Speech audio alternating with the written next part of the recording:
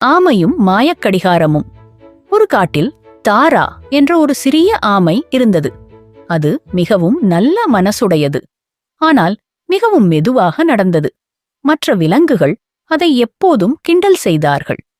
நீ எப்போதுமே லேட் தான் என்று சிரித்தார்கள். தாராவுக்கு அதனால் மிகவும் வருத்தம். ஒரு நாள் அது தனியாக நடந்து கொண்டிருந்த போது ஒரு பழைய மாயக்கடிகாரம் கிடைத்தது. அது திடீரென்று பேச ஆரம்பித்தது. நீ என திருப்பினால் நீ மிகவும் வேகமாக ஆகிவிடுவாய். தாரா மகிழ்ச்சியுடன் கடிகாரத்தை திருப்பியது. அடுத்த நொடியில் அது மிகவும் வேகமாக ஓட ஆரம்பித்தது. அது மற்ற எல்லா விலங்குகளையும் மிஞ்சியது.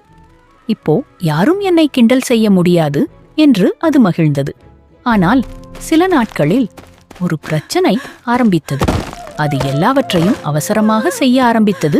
சாப்பிடும்போது கூட அவசரம், நண்பர்களுடன் பேசும்போது கூட அவசரம்.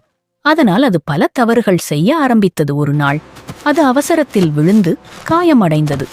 அப்போது அது சிந்தித்தது, வேகம் இருந்தாலும் அமைதி இல்லாமல் இருந்தால் பயன் என்ன?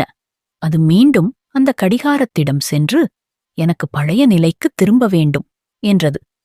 கடிகாரம் சிரித்து, நீ உன் உண்மையை ஏற்றுக்கொண்டாய், அதுவே பெரிய வெற்றி என்றது. தாரா மீண்டும் மெதுவான ஆமையாக மாறியது. ஆனா இந்த முறை அது தன்னம்பிக்கையுடன் இருந்தது. அது மெதுவாக இருந்தாலும் கவனமாக நடந்தது. தவறுகள் செய்யவில்லை. அதன் வேலைகளை சரியாக முடித்தது.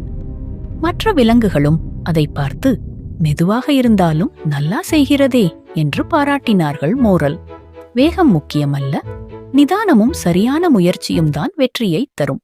For more videos, like, share and subscribe to my channel.